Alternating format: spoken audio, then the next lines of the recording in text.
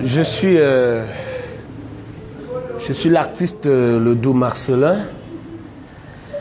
Je dis déjà je souhaite déjà un agréable dimanche à tous les fidèles téléspectateurs ou alors tous les fidèles internautes de médiatique.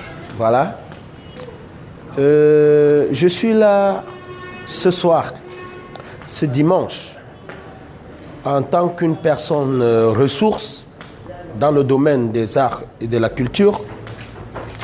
Et surtout, il faut le rappeler, Ledoux Marcelin, dans le processus de l'assainissement, dans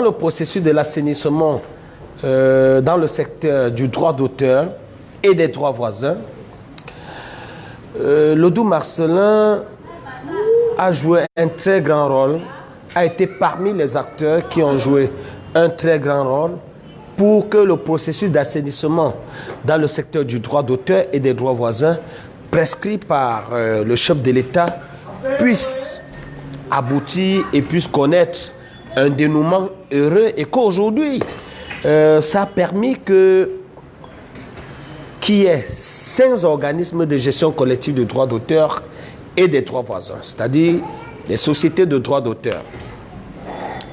Et pour la gouverne de tous ceux qui nous regardent, ce document, c'est une note de service numéro 0022 MINACBA CAB du 31 juillet 2017 qui me nommait à la plateforme spéciale.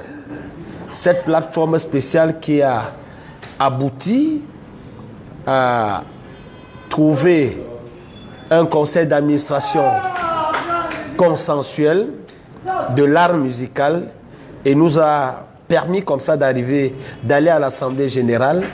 Et lors de l'Assemblée générale, en 2017, novembre 2017, ça a permis qu'on crée une société nationale camerounaise de l'art musical qui est la SONACAM. Alors, lorsque la SONACAM a été créée, nous avons eu l'agrément contre vents et marées en décembre. Oui, nous avons eu l'agrément le 21 décembre 2017. La SONACAM a eu son agrément le 21 décembre 2017. Mais lorsqu'on a eu l'agrément, on ne pouvait pas exercer parce qu'il fallait attendre la signature d'un certain nombre de décisions par le ministre des Arts et de la Culture. Les décisions qui attribuaient les différents portefeuilles des différents usagers aux différents organismes de gestion collective du droit d'auteur et des droits voisins. Ça a permis que malgré l'agrément, on ne pouvait pas descendre sur le terrain parce qu'il allait avoir un broglio. Il fallait bien que les OGC, que chaque OGC, donc organisme de gestion collective de droit d'auteur ou de droit voisin, sache vers quel usager aller.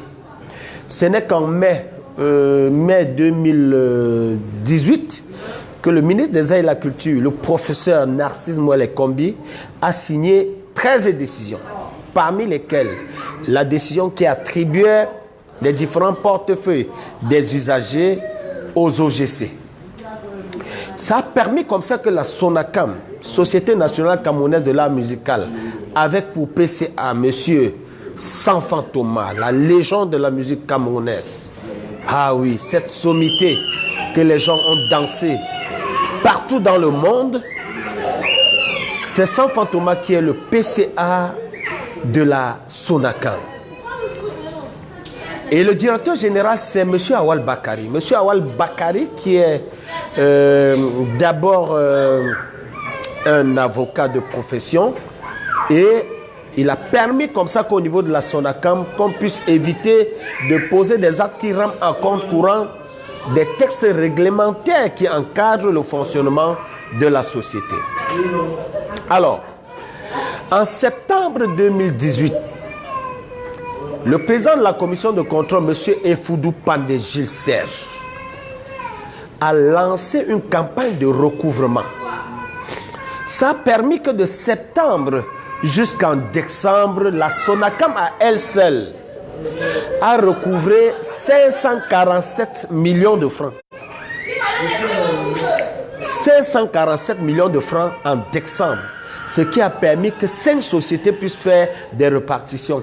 Mais nous avons été stupéfaits, abasourdis, déboussolés, que pendant que la Sonacam recouvre 547 millions qui entrent dans un compte commun qui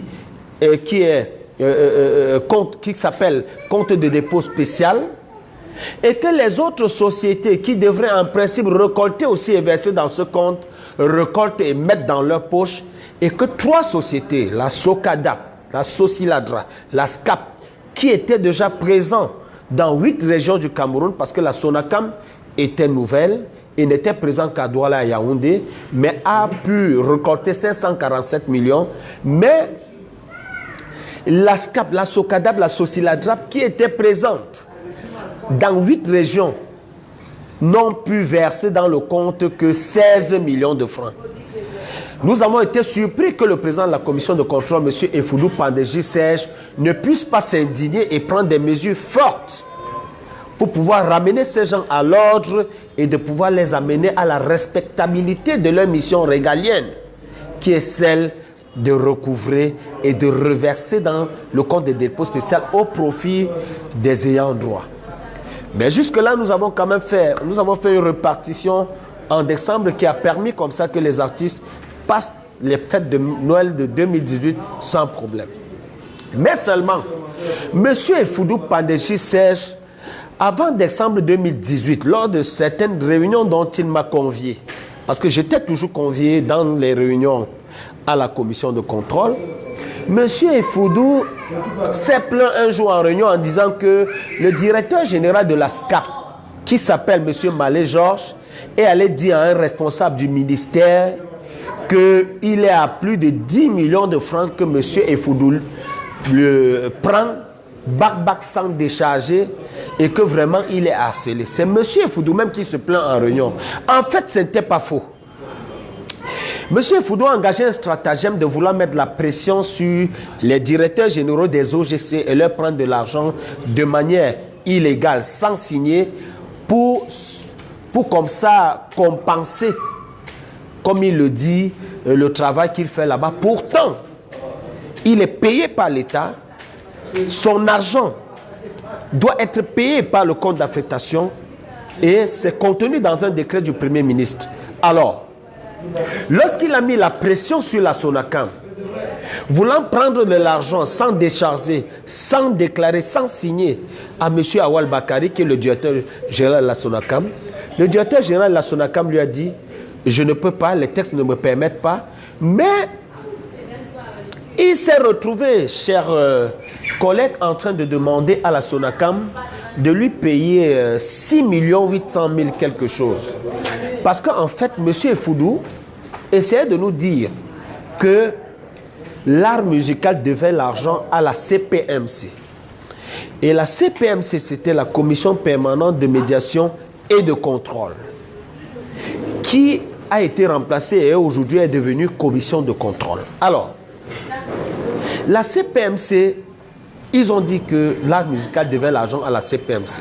Et Effoudou dit clairement qu'il y a un texte du décret du Premier ministre qui organise le fonctionnement de la commission de contrôle, qui dit que la commission de contrôle hérite des avoirs de la CPMC. Alors, il demandait à la Sonacam de lui verser ces 6 millions et poussières. Mais nous avons quand même nous avons pris le texte, voici le texte de l'arrêté numéro 090 qui organise le fonctionnement de la commission de contrôle des organismes des OGC. Et nous avons constaté dans cet arrêté que l'article 16 est clair. L'article 16 dit clairement que les biens acquis par ou pour le compte de la Commission permanente de médiation et de contrôle des organismes de gestion collective du droit d'auteur et des droits voisins créés par décision numéro 004/017 CAB du 3 juin 2004 sont transférés à la commission dans un délai de 3 mois à compter de la date de signature du présent décret. Ça veut dire, ce document fixe le délai du fait que la commission de contrôle doit hériter des avoirs de la commission permanente de médiation et de contrôle. Et comment comprendre que 2 ans après, M. Effoudou vient réclamer 6 800 000 à une société qui n'existait pas de payer. Mais comme M. Awal Bakari a été très intelligent en tant qu'un bon avocat, il a demandé à M. Effoudou de lui écrire pour demander cet argent. Parce que M. Effoudou croyait qu'on devait porter l'argent dans les Sambandjok pour aller lui donner. Ce n'est pas possible. Et il est tombé dans notre piège. Il a écrit à la Sonacam pour demander de lui payer ces 6 800 000. En mentionnant l'article 16. Sauf que lorsqu'il mentionne l'article 16, il enlève l'endroit où on a mis dans un délai de 3 mois. Il précise l'article, mais il efface là où on a mis dans un délai de 3 mois. La Sonacam lui a viré cet argent dans le compte de la commission de contrôle pour garder les traces. Et lorsqu'on a gardé les traces, quelques jours après, lorsqu'il a demandé les justifs de certaines perceptions de l'argent, ce qu'on a fait de l'argent de certaines perceptions, c'est alors qu'on lui a envoyé aussi ces 6 800 000 comme justifs et il s'est fâché.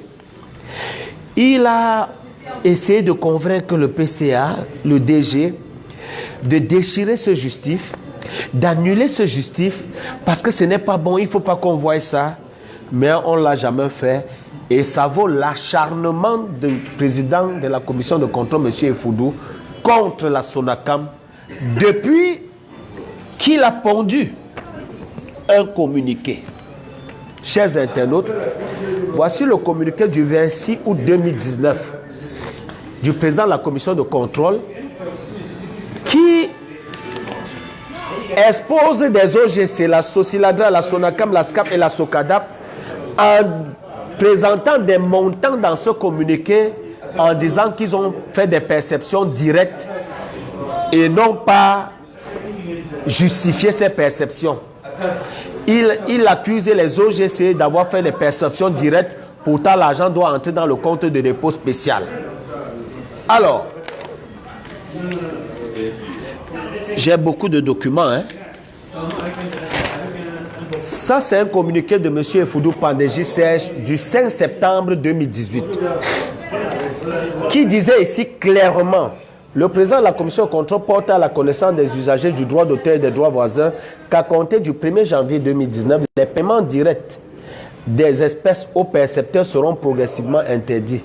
Les usagers s'acquitteront désormais de leurs droits par virement ou chèque uniquement dans le compte de dépôt spécial et par paiement électronique à travers les procédés. Mais avant ça, il a dit plus haut dans ce communiqué qu'il indique que les modes de paiement usuels qui restent en vigueur jusqu'au terme du présent exercice budgétaire sont le virement dans le compte de dépôt spécial à la CBC Bank ou dans les comptes des 5 organismes de gestion collective du droit d'auteur agréés. Il demande qu'on paye par chèque ou par paiement direct en espèces auprès des percepteurs mandataires des dits OGC. Ça veut dire, Effoudou a permis aux OGC en 2018, n'ayant pas l'argent pour fonctionner, parce qu'il fallait que ces OGC aillent chercher l'argent pour fonctionner, il les a permis d'utiliser l'argent des petits usagers et que lors du partage intersocial, qu'on passe à une compensation.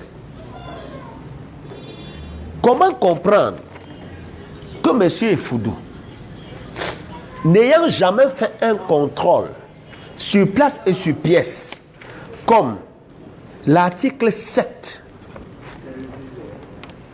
de l'arrêté qui organise le fonctionnement de la commission de contrôle dit clairement que le président de la commission que la commission de contrôle, dans l'accomplissement de ses missions, doit procéder à des contrôles sur pièce et sur place afin de formuler des recommandations tendant à corriger les irrégularités éventuellement constatées et en cas de refus, saisir le conseil d'administration et informer le ministre.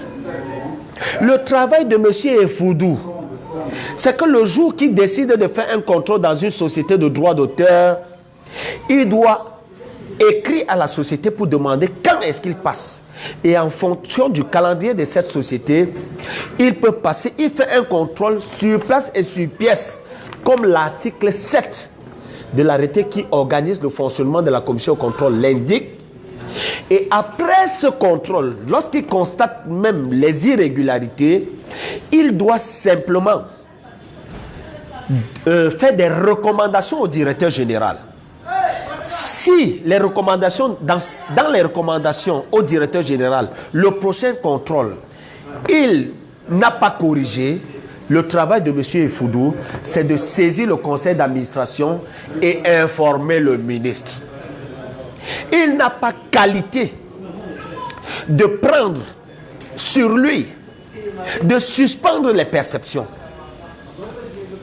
Parce qu'il faut le dire, si aujourd'hui les artistes n'ont pas pu toucher pendant les rentrées, quand je parle des artistes des 5 organismes de gestion collective de droits d'auteur, n'ont pas pu toucher avant la rentrée, aujourd'hui c'est à peine qu'ils ont touché en décembre, c'est à cause de M. Efudou. Parce que M. Efudou a suspendu les perceptions. Est-ce que c'est dans son rôle de suspendre les perceptions? Simplement parce qu'il demande de l'argent aux directeurs généraux. Maintenant, comme la SONACAM décide de ne pas entrer dans des basses manœuvres roublardesques, les basses manœuvres mafieuses, il décide de mettre en mal l'art musical.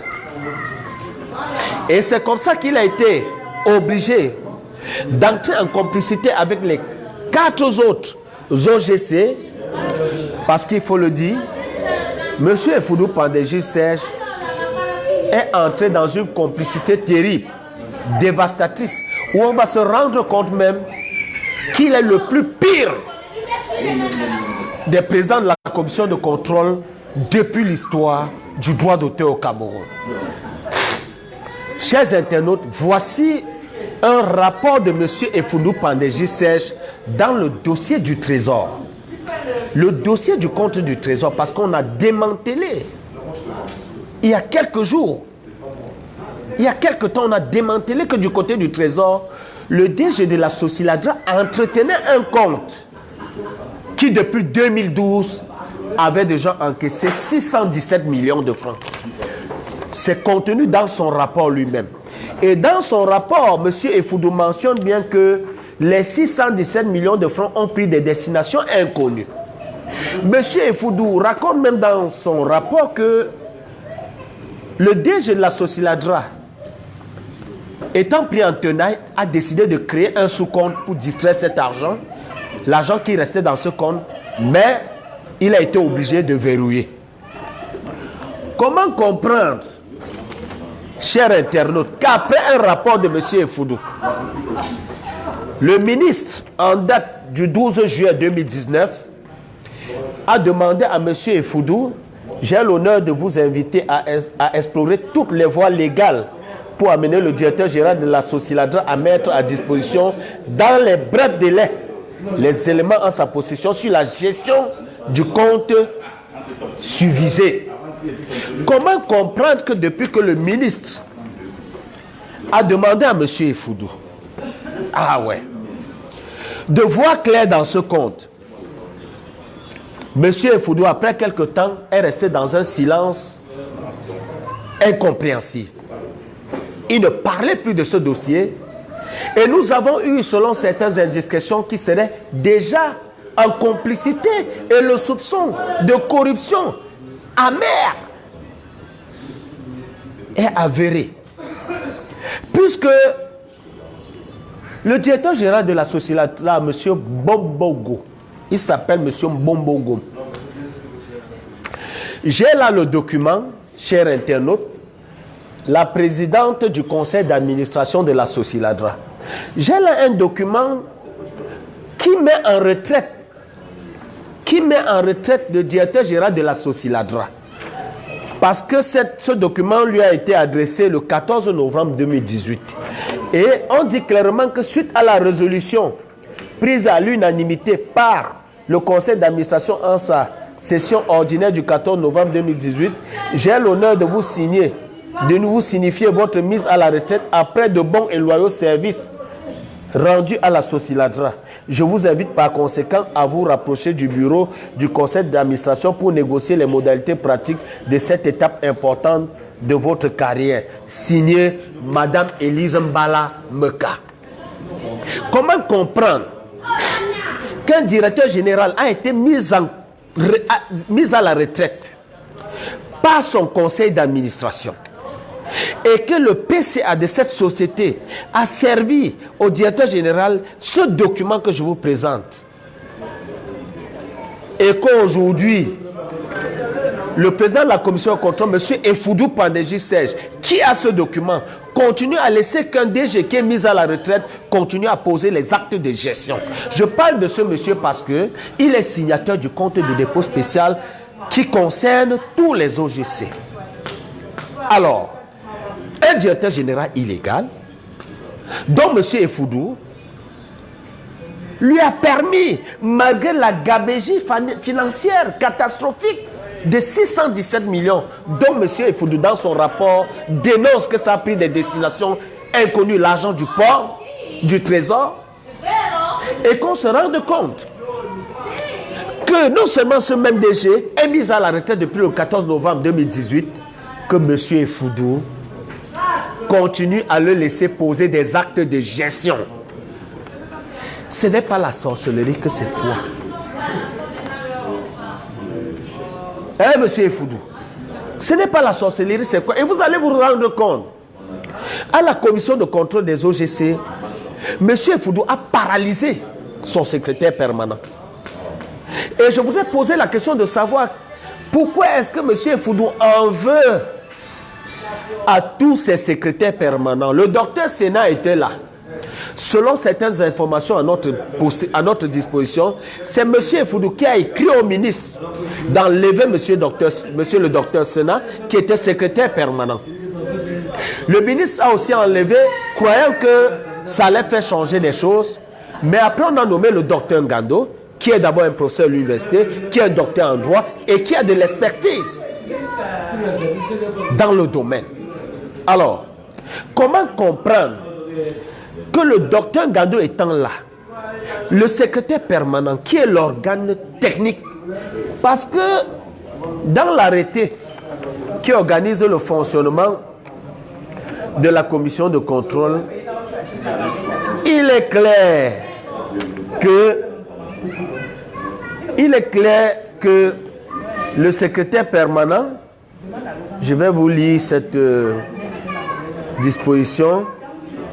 Voilà, le secrétaire permanent, ouais, voilà, c'est là. Le secrétaire permanent est chargé de la coordination des activités du secrétariat permanent. Parce qu'il faut le rappeler, le secrétaire permanent est nommé par décision, par arrêté du ministre des Arts et de la Culture. Et on dit le secrétariat permanent est chargé de suivre le fonctionnement des organismes de gestion collective du droit d'auteur et des droits voisins. Pas le président. Même si le secrétariat permanent est placé sous l'autorité du président de la commission de contrôle, mais c'est le secrétariat permanent qui est l'organe technique qui est chargé de suivre le fonctionnement des organismes de gestion collective du droit d'auteur et des droits voisins au quotidien. Comment comprendre que le président de la commission de contrôle s'approprie des prérogatives du secrétaire permanent, est devenu secrétaire permanent, il convoque les sociétés là-bas toutes les semaines pour dire évaluation. Est-ce que M. Effoudou a qualité d'évaluer les OGC? C'est le conseil d'administration qui évalue les OGC. Dans le texte qui encadre le fonctionnement de la commission de contrôle. Il n'est mentionné nulle part que M. Efudou doit évaluer les OGC toutes les semaines. S'il faut faire des réunions avec des OGC toutes les semaines, quand est-ce qu'ils vont travailler?